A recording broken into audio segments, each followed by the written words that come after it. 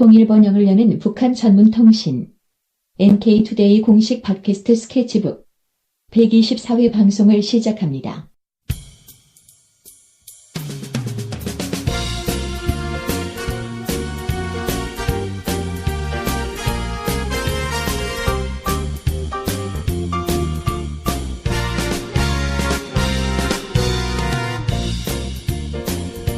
안녕하세요. 이동 기자입니다. 안녕하세요. 문경환 기자입니다. 네, 오늘 지난 시간에 이어서 인공위성 얘기를 또 한번 해보려고 합니다. 네. 지난 시간에 이제 북한이 인공위성 개발의 역사, 얼마나 오래 전부터 준비를 해왔나, 이런 얘기를 해봤는데, 이번 시간에는 이 과학기술적 측면에서 북한의 인공위성 기술이 어느 정도 수준인가, 이걸 좀 이제 알아보려고 하는데요. 네. 알아볼 게 사실 인공위성만 있는 게 아니고, 인공위성도 있고, 인공위성을 발사하는 발사 로켓이 있잖아요. 네. 그러면 인공위성하고 로켓, 이 두 개는 사실 별개거든요. 기술 네. 자체가 별개의 기술인 거죠. 네. 대부분 분들은 잘 구분을 못 하실 것 같긴 해요. 그냥 인공위성 발사했다 그러면, 아, 그런가 보다 이렇게 넘어가는 경우가 많아서. 그렇죠. 근데 인공위성은 사실 어떤 인공위성이냐에 따라서 기술력이 천차만별이거든요. 아, 그렇습니까? 네, 심지어는 개인이 만드는 인공위성도 있어요. 아. 그 깡통 위성이라 그래가지고 진짜 딱 음료수 캔만한 아주 작은 초소형 위성 이런 것들도 만들 수가 있거든요. 네. 성능이 예를 들어서 단순히 도는 날아다니는 거 이것만 따지면 사실 그냥 돌덩이도 인공위성이라고 부를 수 있는 거 아닙니까? 돌덩이도 날리면 그러네요. 되니까. 그렇긴 하네요. 네. 이제 방송 위성 이 정도 되면 이제 어마어마한 큰 규모의 몇십 톤씩 하는 인공위성도 있는데 실제로는 몇십 킬로그램짜리 아주 작은 인공위성도 있을 수 있다는 거죠. 네. 그래서 인공위성 기술 하면 인공위성 만들 수 있다는 것만 가지고 기술력이 어느 정도인지 파악하기가 참 어렵단 말이에요. 네. 근데 로켓은 최소한 우주까지 날아가야 되잖아요. 네. 그래서 로켓 기술은 사실 이제 최소 어느 정도는 돼야 된다라는 게 있는 거죠. 그래서 오늘은 그 인공위성 기술과 로켓 기술 두 개를 좀 별도로 따로따로 알아볼 건데. 네. 대충 얘기는 하긴 했는데 어느 기술이 더 어려울 것 같습니까? 아무래도 몇십 킬로짜리 그거보다는 우주로 날려보내는 게 더 어렵겠죠. 예, 그렇죠. 로켓 기술이 훨씬 어렵겠죠. 네. 네. 그러니까 우리도 보면 한국의 최초의 인공위성이 혹시 뭔지 아세요? 무궁화였나? 우리별이었나? 그 정확한 이름이 잘 생각이 안 나는데요. 네, 우리별 1호입니다. 네. 우리별.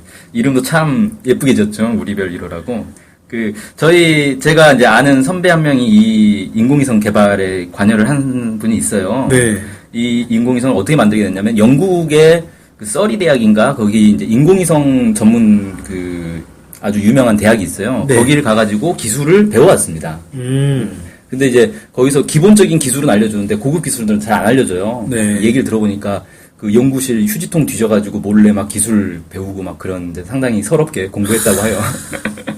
그렇게 해서 이제 거기서 시제품 만들어보고 이제 한국에 와서 독자적인 이제 인공위성을 만든 거죠. 네. 그렇게 한 게 1992년입니다. 92년이면 상당히 오래 됐겠네요. 된 그렇죠. 거네요. 예. 제가 이제 여기 인공위성 센터도 가봤어요. 네. 거기에 보면 벽면에 거대한 이 모니터가 있어요. 거기서 인공위성의 위치가 현재 위치가 실시간으로 이렇게 딱 표시가 됩니다. 그럼 세계 지도 같은 게 있고. 그렇죠. 세계 지도에 네. 거기 딱 표기가 되던데 그걸 만든 거 자체가 1992년인데 쏘기는 당연히 한국에서 쏜 건 아니고 외국 로켓에 실어서 보냈겠죠. 네. 그러면 이제 우리가 최초로 날려보낸 로켓은 언제 만들었냐? 기억하시죠? 나로호. 네. 몇 년이었죠? 2013년이었던 걸로 기억합니다. 네, 그렇죠. 그러니까 한 20년 정도 차이가 난 거죠. 네. 인공위성 만들고 20년이 지나서야 로켓을 만들 수 있었으니까 그 정도로 로켓이 어렵다. 이렇게 얘기할 수 있겠네요. 나로도 사실 이제 2단계 로켓만 한국 기술로 만든 거 아닌가요? 그렇죠. 가장 핵심인 1단계는 그냥 러시아 거였죠. 네. 자, 아무튼 그래서 이제 북한의 로켓 기술은 도대체 어느 정도냐 이거 한번 살펴보려고 하는데 북한의 로켓이 한국에 있는 거 아시죠? 네, 그때 한창 수거한다고 난리가 났었지 않습니까? 예, 서해에서 은하 3호 2012년에 발사했던 은하 3호가 1단계 로켓이 서해에 떨어졌단 말이에요. 네. 군산 앞바다의 그 공해상에 떨어졌는데 그걸 이제 찾아가가지고 수거를 했어요. 그때 한 10개 정도 잔해를 수거를 했다 그러는데 핵심적인 부품들은 다 수거를 한 것 같더라고요. 네. 산화제통, 엔진, 연료통 이런 것들 다 수거를 해서 분석을 했겠죠, 당연히. 네. 그래서 북한의 기술력이 어느 정도인가를 쭉 분석을 했는데 국방부에서 2013년 1월 18일 날 분석 결과를 발표를 했어요. 발표를 했는데 엔진 터보 펌프와 연소실 등 로켓의 핵심 부품 대부분이 북한이 자체 제작한 것으로 추정을 했습니다. 그러니까 어디서 외국에서 수입한 그런 게 아니라 자체로 개발한 것이다. 핵심 부품들을 자체로 제작했기 때문에 상당히 이제 이 자체 기술력이 있다 이렇게 얘기할 수 있겠죠. 네. 그래서 국방부에서 뭐라고 평가했냐면 국제사회 제재로 선진 기술의 도입과 부품의 조달이 제한됨에도 불구하고 많은 실험과 경험을 바탕으로 장거리 미사일 발사 완성도를 높인 것이다. 뭐 이렇게 평가를 했대요. 미사일이라고 표현을 하죠. 네. 네. 그 다음에 이제 은하사무에 여러 부품들이 있을 텐데 뭐 온도 감지 장치, 압력 및 일부 전자기기 센서, 전선 이런 10개 미만의 상용 품목은 중국과 유럽 등 5개국에서 제작한 것으로 나타났다. 뭐 이렇게 나왔어요. 근데 이런 것들은 그냥 개인이 뭐 쉽게 말해서 인터넷으로 그냥 구매할 수 있는 그런 정도이기 때문에 뭐 제재 대상은 아니었고 그래서 이걸 뭐 문제 삼기는 어렵고. 그렇죠. 전선도 제재를 하면 이건 좀 예. 그래서 이런 이제 아주 단순한 것들은 굳이 그냥 외국 거 싼 걸 그냥 사다 쓴 거 아니냐 뭐 이렇게 보여지고 핵심적인 것들은 자체로 만들고. 네. 그래서 국산화 기술이 상당히 높구나 이렇게 볼 수 있을 것 같고요. 국내 전문가들도 하는 얘기가 북한의 로켓 기술은 한국에 비해서 한 10년 정도 앞선다. 이렇게 얘기를 하고 있어요. 네. 2012년 12월 12일, 그러니까 북한이 광명성 3호를 발사했던 날이죠. 네. 연합뉴스에서 한 항공우주 분야 교수의 말을 이제 인용을 해서 보도한 게 있는데, 우리가 북한과 마찬가지로 30톤급 엔진을 자체 개발하고 이를 발사체로 구성한 뒤 인공위성까지 실어 쏘아 올리려면 적어도 앞으로 5에서 7년은 더 걸릴 것이다. 이렇게 얘기하면서 당국은 우주 강국의 꿈을 홍보하고 있지만 지금보다 100배 정도 투자가 더 이루어지지 않는 한 북한과의 큰 격차를 좁힐 수 없는 것은 물론이고 우주 개발 경쟁에 명함도 내밀지 못한다. 이렇게 이제 돈 좀 더 투자해라. 결론은 그겁니다. 근데 박근혜 대통령이 2020년까지인가 달에 보내겠다 뭐 이렇게 한 거 있지 않습니까? 그렇죠. 그런데 100배 정도는 더 투자해야 된다 이겁니다. 그런 얘기는 없었던 것 같은데요. 못 따라잡겠네요. 어렵겠죠. 네. 네. 아무튼 로켓 기술은 확실히 북한이 앞선다 이렇게 좀 얘기를 하고 있고 이게 그럴 수밖에 없는 것 중에 하나가 한국은 로켓 기술 개발하는데 제한이 있어요. 네. 이게 이제 로켓 기술이라는 게 워낙에 군사 용도로도 전용되기가 쉬운 문제이기 때문에 한국의 미사일 그 발사 제한 거리가 있지 않습니까? 네. 그런 것 때문에 로켓을 쉽게 개발을 못 합니다. 자꾸 이제 제한에 걸려가지고. 네. 그런 이제 안타까운 점이 좀 있죠. 우리가 뭐, 기술력이 그렇게 떨어지는 나라는 아닌데, 그렇습니다. 근데 아무튼, 북한의 이제 로켓 기술 좀 더 살펴보도록 하면, 이번에 이제 북한 국가우주개발국 국장이, 북한의 조선중앙통신사와 인터뷰에서 이렇게 얘기를 했어요.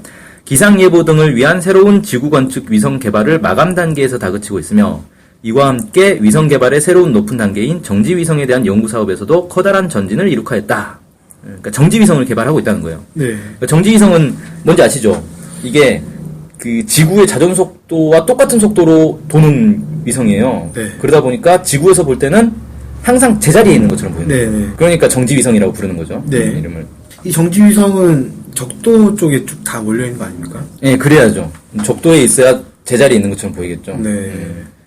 자, 이렇다 보니까, 이런 것들은 보통 방송통신위성이나 기상위성, 뭐 이런 데로 이제 많이 쓰인다 그러는데, 네. 정지위성이 지구 반지름이 한 6배 정도? 지구 중심에서. 그 정도 떨어져 있으니까 상당히 멀리 떨어져 있는 거예요. 상당히 머네요. 예, 진짜. 그렇죠. 그래서 가장 높은 궤도입니다, 여기가. 다른 인공위성은 다 이것보다 낮아요. 이렇게까지 높이 올라갈 필요가 없는 거죠, 인공위성들이. 왜냐하면 지구 가까이 있어야 더 잘 보이니까. 네. 그러다 보니까 이렇게 높이까지 올려보내려면 로켓 기술이 되게 중요하겠죠. 네. 그러니까 정지위성 기술도 중요하지만 이 정지위성을 쏘아 올리는 기술이 사실은 더 이제 어려운 겁니다. 네. 그래서 그만큼 이제 강력한 로켓을 지금 만들고 있는 것 아닌가 뭐 이렇게 좀 보여지겠고요. 그 다음에 또 재밌는 내용이 있는데 미국의 CNN 방송이 북한의 위성 관제 종합 지휘소를 취재를 했어요. 네. 처음으로, 그러니까 해외 언론 중에서는 처음으로 이제 취재를 했습니다. 북한이 이걸 이제 초청을 했다고 제가 들었던 것 같아요. 예, 그렇습니다. 그래서 거기 과학자들하고 이제 인터뷰도 했는데, 네. 거기 인터뷰에 따르면 다수의 인공위성을 우주로 발사할 시기가 임박했다. 이렇게 얘기를 했어요. 근데 이 표현 자체를 과학자들의 말을 그대로 보여준 건 아니고 과학자들하고 인터뷰한 장면만 보여주고 그냥 거기 아나운서가 그냥 쭉 해설을 하다 보니까 이게 정확한 의미 전달이 된 건지는 정확히 모르겠는데 다수의 인공위성을 발사한다 이렇게 했단 말이에요. 멀티플 세틀라이트 해가지고 네. 그러니까 이게 인공위성 여러 개를 쏘겠다는 건가? 이렇게 이제 이해할 수가 있는 거죠. 네. 그러니까 로켓 하나에다가 인공위성을 여러 개를 달아가지고 쏠 수도 있겠다. 이런 생각이 들더라고요. 그럴 수도 있고 아니면 발사체를 여러 발 쏠 수도 있다. 이렇게 또 해석될 수 있는 거 아닙니까? 그렇죠. 그러니까 여러 개의 로켓을 쏠 수도 있다라고 볼 수 있겠죠. 네. 근데 보통 로켓을 한 번에 여러 개를 쏘긴 어렵거든요. 발사장 하나에서 한 번 쏘면 재정비를 해야 돼요. 네. 그게 한 번 쭉 쏘고 나면은 그 엄청난 화염과 열과 압력 때문에 발사장이 이제 뭐 상당히 이제 더러워진단 말이에요.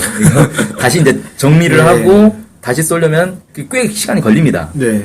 그러다 보니까 한꺼번에 여러 개를 쏘지는 않을 것 같고 북한에 무슨 발사장이 여러 개 있는 것도 아니고 그러면 결국은 한 번 쏠 때 여러 개를 쏘겠다라는 얘기로 이제 이해할 수 있는 거고 네. 원래 이제 인공위성을 한꺼번에 여러 개를 쏘는 경우가 많습니다. 왜 그러냐면 로켓 한 번 쏘는 게 상당히 돈이 많이 들거든요. 네. 그러니까 한 번 쏠 때 여러 개를 쏴야 이게 비용 절감이 되는 거예요. 효율이 높죠. 그래서 최근에도 그 9월 20일 날 중국에서 창정 6호를 쐈는데 20개의 인공위성을 한꺼번에 쐈다는 거예요. 그래서 이게 아시아 최고 기록이다. 이 전까지는 인도에서 10개를 한꺼번에 쏜 게 최고 기록이었거든요. 그럼 바로 2배를 뛰어넘은 거네요? 예. 그러면 이제 이렇게 한 번에 여러 개 쏜다는 거는 올라가 이제 탄조에서 하나씩 나온다는 거 아니겠어요? 그렇죠. 그런 거죠. 하나씩 떨어뜨려 보내고 하나씩. 이것도 상당히 어려운 기술이겠죠. 상당히 제어를 컴퓨터라든지 소프트웨어라든지 통신이라든지 이런 것들에서 상당한 수준이 있어야지 이게 오차 없이 잘 될 것 같네요. 예, 그렇죠. 상당히 어려운 기술일 것 같습니다. 그냥 상상만 해도 네.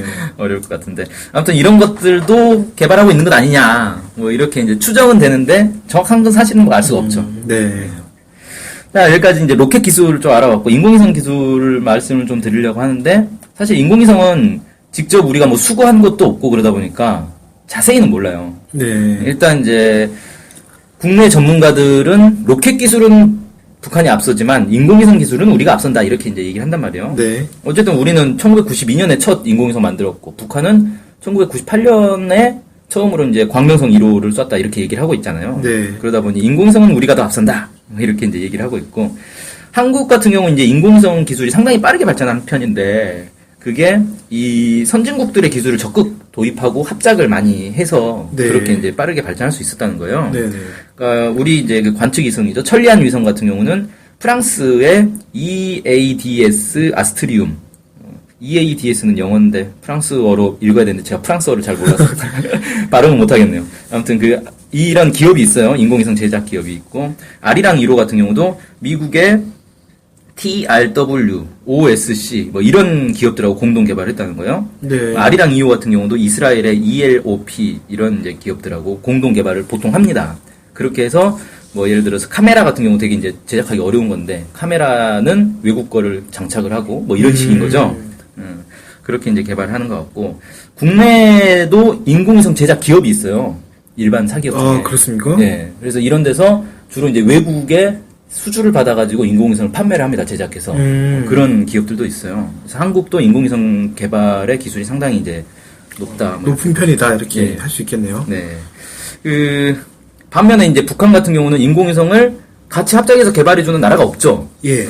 보통 이제 북한에서 인공위성 쏜다 그러면 우주 로켓, 미사일, 뭐 이런 식으로 얘기를 하니까. 네, 그렇죠. 같이 도와줄 만한 나라가 없는 거죠. 도발이다, 이렇게 얘기를 하지. 그래서 사실 이제 러시아나 중국 같은 북한의 상당히 우호적인 국가들조차 인공위성이나 핵실험과 관련해서 상당히 이 경계를 하고 있기 때문에 네. 도와주지가 않는단 말이에요. 그래서 북한은 아무래도 이제 외국과 기술 교류 없이 자체로 인공위성 기술을 이제 발전을 시켜야 되는 그런 상황이다 보니까 기술력은 아무래도 더 떨어지지 않는가, 그 속도가 늦지 않냐, 네. 뭐 이렇게 좀 볼 수 있을 것 같고요. 북한에서 광명성 3호 같은 경우는 재원을 어떻게 얘기했냐면 질량 100kg, 고도 500km, 수명 2년, 사진기 분해능 100m 뭐 이 정도로 공개를 했어요. 네. 그래서 질량 100kg이면 인공위성 중에서는 상당히 작은 편입니다. 그러니까 우리로 치면은 우리별 3호가 110kg이었어요. 네. 우리별 3호는 과학 위성이거든요. 그러니까 과학 실험용 위성이에요. 실용 위성이라기보다는 실험용, 그러니까 네. 과학 실험용 위성이다, 이렇게. 네. 그렇게 볼 수 있죠. 근데 지구 관측 위성이라고 했으니까 사실은 이제 실용 위성인 거죠. 예. 근데 그러면 실용 위성 치고는 너무 가볍지 않느냐라고 얘기할 수도 있는데 사실 인공위성은 같은 기능이면 가볍게 만드는 게 더 고급 기술이라고 할 수 있거든요. 그래서 실제 근데 지구 관측 위성이라고는 했는데 어느 정도 성능인지는 알 수가 없기 때문에 이게 진짜 관측은 하는데 별 쓸모없는 관측을 하는 건지 아니면 진짜 일반 다른 상용 위성과 동일한 관측을 하면서도 이렇게 가벼운 건지는 알 수가 없는 거죠. 베일에 쌓여 있군요, 약간. 네, 그렇죠. 그 다음에 수명이 2년인데 수명이 2년이면 보통 아니면 약간 좀 짧은 편 뭐 이렇게 얘기할 수 있어요. 네. 이게 이제 설계 수명인 건데 왜 설계 수명이 필요하냐면은 인공위성이 궤도를 돌면서 이 저궤도를 돌다 보면은 공기 마찰이 있어요. 네. 거기도 우주는 우주지만 저궤도니까 대기가 조금 있단 말이에요. 네. 공기 마찰 때문에 궤도가 계속 틀어져요.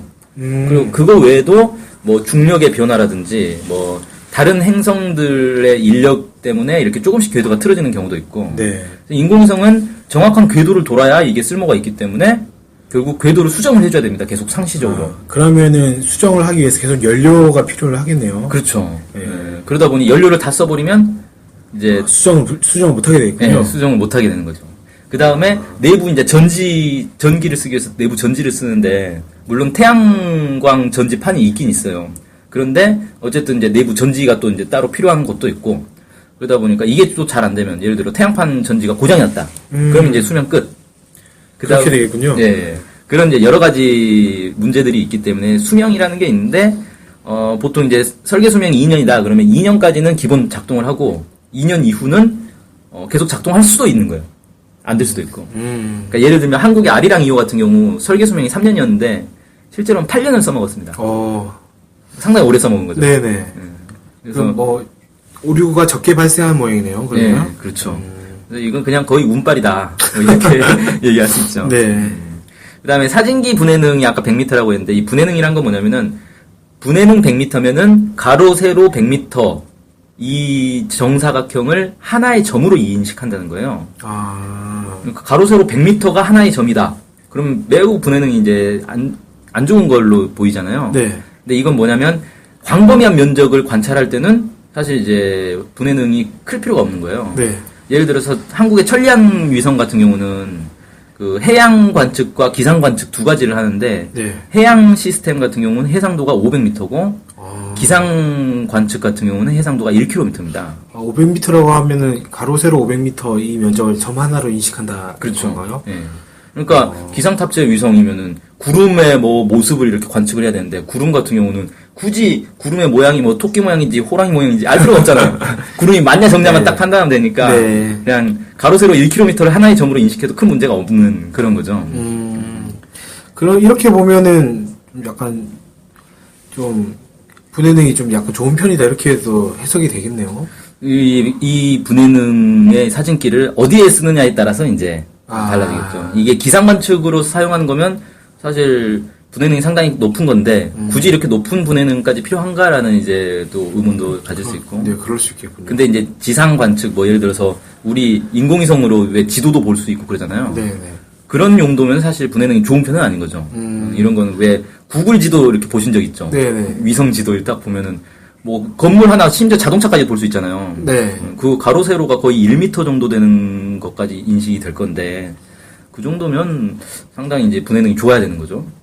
그런 거하고 비교하면 또 이제 분해능이 그렇게 치면은 네, 분해능이 상당히 떨어지는 게 되겠군요. 그렇죠.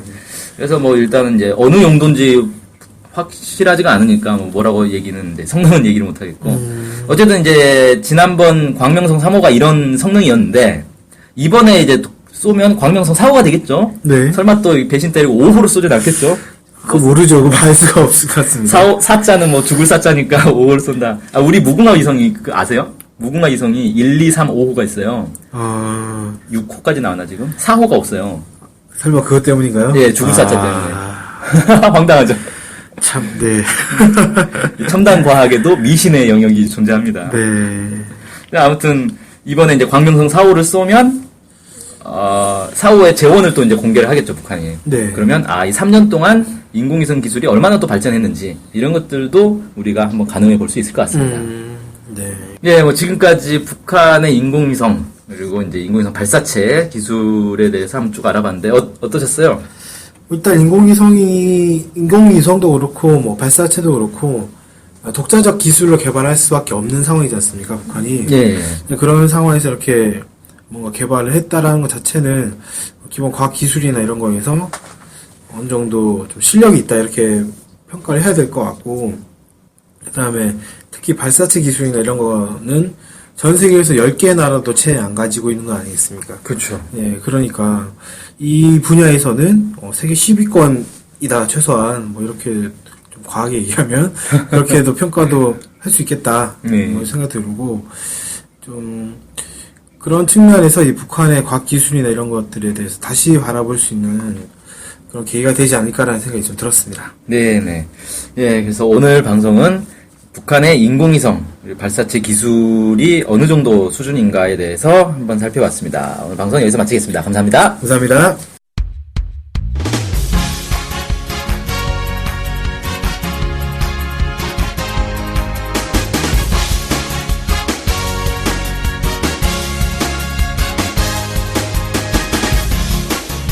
팟캐스트 많이 들으시나요? 그럼요. 구독하는 방송만 10개 정도 됩니다. 와, 근데 그 중에 북한 소식을 전문적으로 하는 방송이 몇 개나 되나요?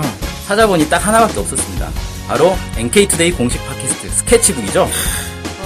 어쨌든 통일을 좀 하려면 그 상대방이 북한을 정확히 알아야 되잖아요. 근데 그런 팟캐스트가 하나밖에 없다니 정말 안타깝네요. 그래서 스케치북을 꼭 들어야 하는 겁니다. 네, 통일을 꿈꾸는 국내 유일 북한 소식 전문 팟캐스트 스케치북 많은 청취 부탁드리겠습니다.